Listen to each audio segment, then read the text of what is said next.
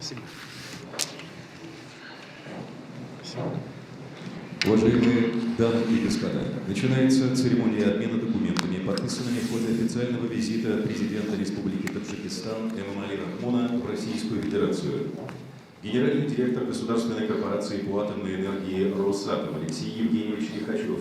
и министр промышленности и новых технологий Республики Таджикистан Шерали Кабир подписали соглашение между правительством Российской Федерации и правительством Республики Таджикистан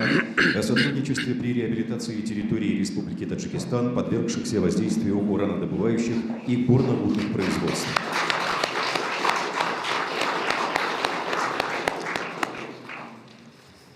Министр промышленности и торговли Российской Федерации Антон Андреевич Алиханов и министр промышленности и новых технологий Республики Таджикистан Шерали Кабир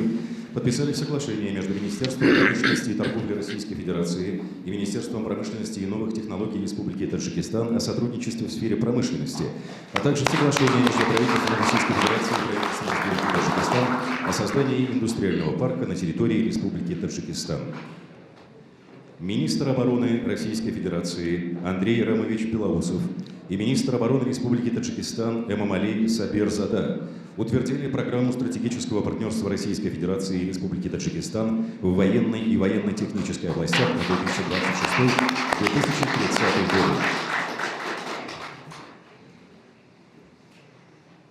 Министр финансов Российской Федерации Антон Германович Силуанов, председатель Центрального банка Российской Федерации Эльвира Сахибзадовна Набиуллина и министр финансов Республики Таджикистан Файзиддин Кахурзада, председатель Национального банка Республики Таджикистан Фердавс Талибзада подписали меморандум между Министерством финансов Российской Федерации, Центральным банком Российской Федерации и Министерством финансов Республики Таджикистан, Национальным банком Таджикистана о сотрудничестве в области повышения финансовой грамотности населения.